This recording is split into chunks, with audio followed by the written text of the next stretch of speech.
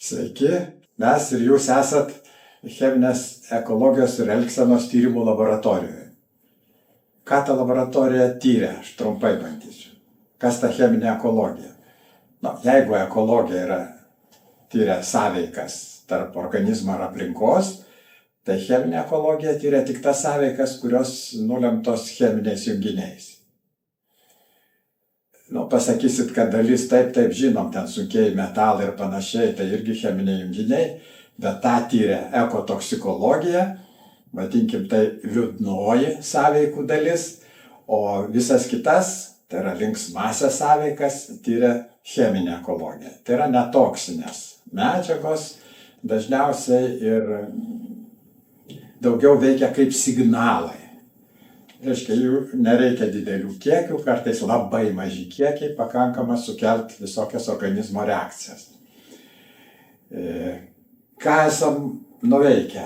Identifikavom, turbūt žinot, daug feromonų, vabzdžių feromonų, pradėjom dirbti su vabzdžiais, bet turim ir visai kitų objektų.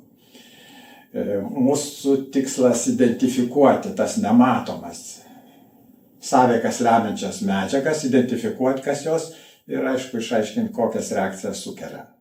Objektai mūsų tyrimų gali būti labai įvairūs ir yra įvairūs, kaip ekologija, nuo vabzdžių iki augalų, iki žinduolių ir taip toliau.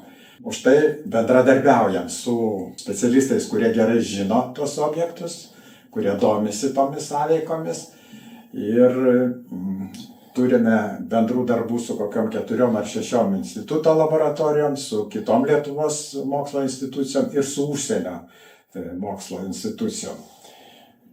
Kam tie tyrimai reikalingi, apart grynai fundamentinio mokslo, kartais beje ir taksonomija jie įdomus, kai reikia nuspręsti artimi taksonai, jau 2 rūšys ar dar ne.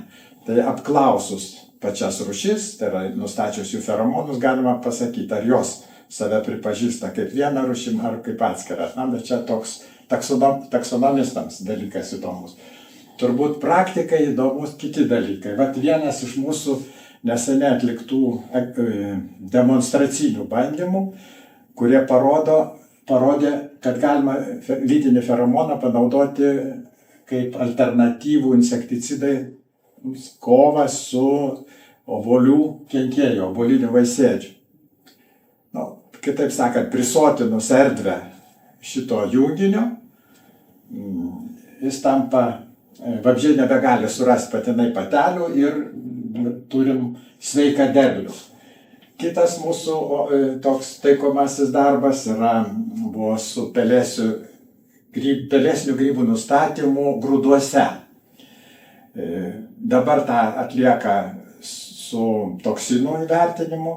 Mes pasiūlėm pagal vabzdį, kaip vabzdys atpažįsta tokius grūdus ir mūsų metodas apie 1000 kartų jautresnis negu toksinis. Turim turbūt vieną iš nedaugelio gamtos tyrimų centro patentų tokiam metodui. Ir gal dar įdomumo dėlei, prie įdomesnių objektų parodyti, tai čia amerikiečių žurnalas net pasirinko viršeliui temą, mūsų straipsnio temą. Arklių feromonas. Pasirodo, kad iki šiol, nors arkliai senai, kaip sako, tyriami visais aspektais, bet feromonai nebuvo žinomi. Tai kartu su gyvulininkystės instituto darbuotojais nustatėme lytinį feromoną. Gal trumpai tiek. Ačiū už dėmesį.